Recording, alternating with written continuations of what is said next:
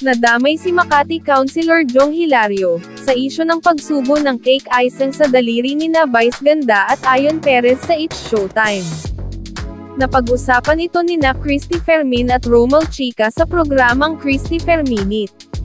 Pinunaraw ng ilang netizen ang pagtawa pa ni Hilario sa ginawa nina Vice at Ayon. Pati si Jong Hilario, konsehal ng Makati, inaano siya, inuupakan din siya ng mga netizen na, tawa ka pa ng tawa, na parang gustong-gusto mo yung mga ginagawa ni na Vice at Ayon. Anong klase ka? Lahat talaga madadami eh. Dahil hindi po maganda yung ipinakita, wika ni Christy.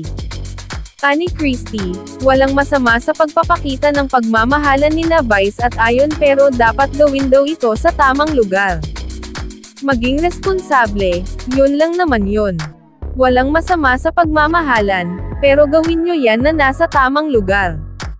Hindi yung nakaere kayo tapos may mga bata pa sa tabi nyo, maling-mali naman yun, wika pa ng batikang kolumnista. Ipinatawag ng MTRCB nitong July 31 ang producers ng It's Showtime, upang pagpaliwanagin sa isyu ni na Vice at Ayon. Samantala, suspended na nga ba? Or talagang bakasyon lang? Yan ang mga tanong ngayon ng netizens, matapos mag-post ng mga larawan si Vice Ganda, na magbabakasyon muna sila ng asawang si Ayon Perez.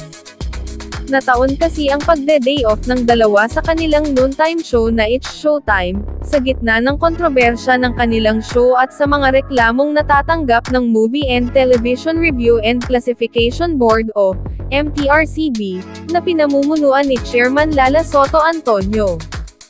Sa recent interview kasi ni Chairman Lala, sinabi niya na ilang warning na rin ang ibinigay nila sa It's Showtime, at hindi na raw nila pwedeng palampasin na lang ang mga nagawang violations ng show.